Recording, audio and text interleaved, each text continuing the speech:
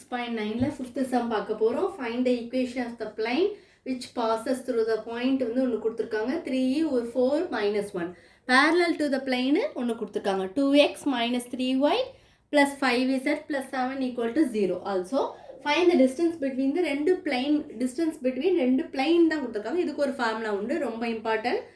அந்த ஃபார்முலா தெரிஞ்சாலே ஈஸியாக பண்ணிடலாம். நீங்கள் பாருங்கள், ஃபஸ்ட்டு கொடுத்துருக்க சொல்யூஷன் வந்து கிவன் எழுதிக்கோங்க.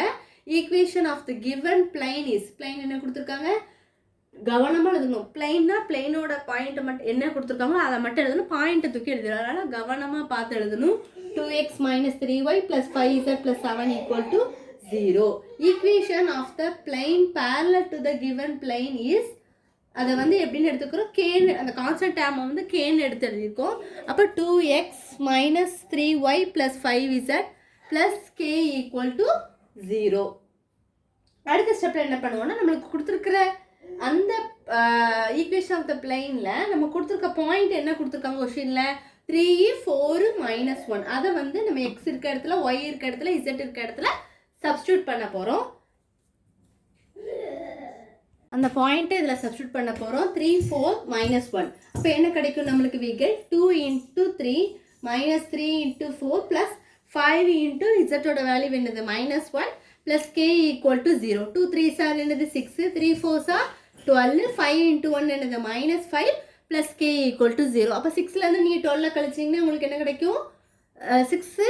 ஆனால் -12 -5 இருக்கிறனால ரெண்டு மைனஸ் சைன் இருக்கிறனால அதை நீங்கள் ஆட் பண்ணிக்கோங்க. அப்போ என்ன வரும்?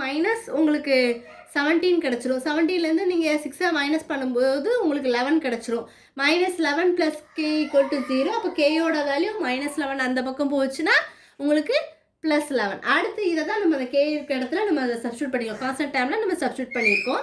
இதுதான் என்னது? ஒரு required equation of the plane. அடுத்து என்ன கண்டுபிடிக்க சொல்லியிருக்காங்க? ரெண்டு parallel plane distance between the two parallel plane கண்டுபிடிக்க சொல்லியிருக்காங்க. ஆல்சோ ஃபைன் கொஷினில் கொடுத்துருக்காங்க, அதை கவனிச்சுக்கோங்க. அப்போ அதுக்கு ஃபார்முலா என்ன அப்படின்னா d1 மைனஸ் லாஸ்ட் எழுதியிருக்கேன், d1 minus d2 divided by root of a square plus B square plus C square last அங்கே எழுதியிருக்கேன். இது வந்து ரொம்ப இம்பார்ட்டன்ட் ஃபார்முலா. இதை சப்ஸ்டியூட் இந்த இடத்துல நம்ம ஏயோட வேல்யூ பி, இப்போ டியோட வேல்யூ ஃபார்முலா வந்து d1 minus d2 by a square B square plus C square, அதான் ரூட் ஆஃப். அப்போ d1ஓட வேல்யூ 7, d2ஓட வேல்யூ 11. ஸோ 7 மைனஸ் 11 போட்டாச்சா?